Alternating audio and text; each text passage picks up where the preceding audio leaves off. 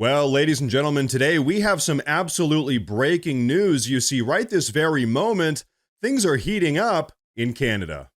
Right now, Alberta's separatist movement is gaining massive ground, driven by deep frustration with the Canadian Liberal Party's radically progressive policies. For example, Prime Minister Mark Carney's globalist agenda is actively undermining Alberta's prosperity, prompting residents to demand significant change. Now, this frustration arises from the Canadian Liberal Party's focus on Alberta's oil and gas industry, the province's economic backbone. In particular, Prime Minister Mark Carney's leadership prioritizes international radically progressive globalist goals, sidelining the Albertan workers who actually sustain Canada's economy. Pretty much, Prime Minister Mark Carney's party favors globalist initiatives instead of Alberta's vital contributions. Consequently, Albertans feel that their economic output is being exploited, fueling a growing demand for autonomy and fair treatment. Now, folks, this is where things get crazy. Take a look at this. Just the other day, in Edmonton, for instance, rallies featuring both Albertan and United States flags signaled a clear push for provincial independence. Inspired by the America First movement down here in the United States, Albertans are seeking sovereignty, aiming to reclaim control over their own future. And so I want you all to take a look at what the Albertan premier, a woman named Danielle Smith, had to say about all of this just the other day. But before we take a look at that, I do want to say real quick that if you guys enjoy the daily news updates, please consider subscribing to the channel because it really does help a ton. But okay, take a look at this. There are thousands of Albertans who are so frustrated with the last 10 years of Ottawa's attacks on their friends' and families' livelihoods that they feel Alberta would be stronger and more prosperous as an independent nation. That is an understandable and justifiable feeling to have, even if we disagree on what to do about it. These Albertans are not traitors, nor should they ever be treated as such. They just love their province and family and want a better future than the one Ottawa is offering them right now. So, ladies and gentlemen, there you have it. In truth, the concerns of these separatist Albertan protesters are absolutely justified, and also, they're most certainly not traitors. In truth, Albertans have been mistreated by Canada's Liberal Party for decades. And this mistreatment stems from a system that benefits from Alberta's wealth and hard work, but offers them very little in return. For example, Alberta produces over 90% of Canada's energy, powering homes and industries across the nation. Yet, the Canadian Liberal Party pushes policies that weaken this very critical sector. In contrast, Alberta's $334 billion GDP, Canada's highest, by the way, faces constraints from Prime Minister Mark Carney's agenda, which seems intent on limiting Alberta's economic influence. And so, as a result of all of this, right now, Canadian polls are showing that around 25 to 30% of Albertans actually support separating from the country, a figure spurred by Prime Minister Mark Carney's 2025 Liberal victory. And so, really, this reflects a much broader rejection of leadership that overlooks Canada's heartland in favor of radically progressive globalist policies. The truth is, without Alberta, Canada would pretty much be screwed.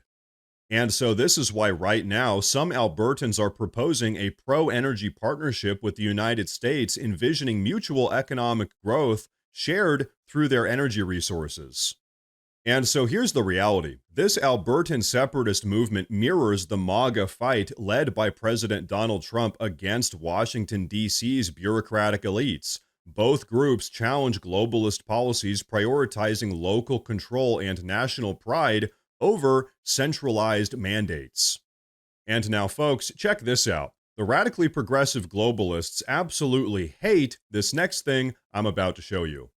You see, around 4 months ago, Albertan Premier Danielle Smith actually met with President Trump down in Florida at Mar-a-Lago, forging ties with the America First agenda. This meeting suggests potential for a cross-border collaboration grounded in economic strength.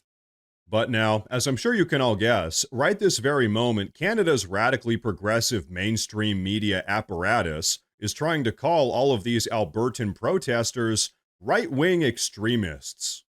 In truth, they're really just disgruntled citizens appropriately expressing their right to free speech. Alberta's contributions, 90% of Canada's energy output, Canada's #1 provincial GDP, highlights a drastic level of neglect from the ruling Canadian Liberal Party. So, really, Alberta's pursuit of autonomy or further alignment with the United States is really just a logical response to the Canadian Liberal Party's ongoing incompetence. And here's the truth: Alberta's goals resonate with the America First principles down here in America set forth by Donald Trump, emphasizing sovereignty and economic independence. This shared vision unites our causes, rejecting centralized control in favor of regional authority. Many Albertans up in Canada heard President Trump's message here in the United States, America First, and they said, you know what? What if we together put North America first? Not such a bad idea. Whereas in the rest of Canada, the Canadian Liberal Party claims unity while actively trying to undermine Alberta. Here's the truth: Prime Minister Mark Carney's anti-Albertan policies reveal priorities that favor global interests as opposed to the interests of his fellow Canadians. And so, folks, I'll tell you what, who really knows what's going to end up happening up there in Alberta? But like we've said, right now, Albertans are not happy. And so, folks, here's the truth: if Canada's progressive leadership can't find a way to appease these reasonably disgruntled Albertans, then they are going to have a very big problem on their hands. Really, people in both Canada and down here in the United States are just sick and tired of being forced to live beneath the thumb of radically progressive globalists. And when people feel like their voices are no longer being heard, which is exactly what's happening in Alberta right now, well, that's when people start to get upset. So you know what? Between you and me, I hope that President Trump does everything he can to work with and support these rightfully upset Albertans. They have every single reason to be disgruntled and unhappy with their radically progressive leadership. Because, ladies and gentlemen, here's the truth. Right now, they might as well be living in a radically progressive dictatorship. These Albertans have absolutely no say in their own country.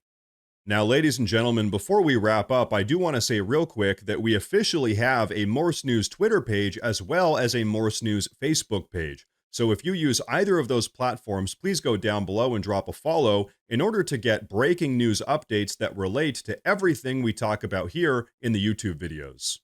But everyone, that is going to be a wrap for today's video, so please go down below and drop a comment. Let me know what you think about all of this. Please like the video while you're down there, and like I said earlier, please consider subscribing to the channel because it really does help a ton. Thank you all very much for tuning in today, and of course, as always, stay safe.